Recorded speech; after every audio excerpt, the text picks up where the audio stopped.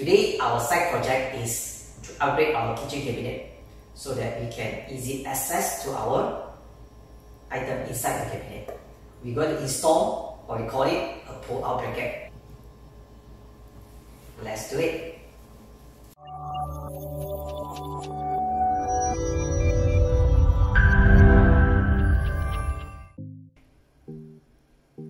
Alright guys, this is our project for today. So we're going to choose one of the cabinet to put inside. Right, I think this is good. I'm going to choose this one. This is about 30 cm wide. I'm going to choose this.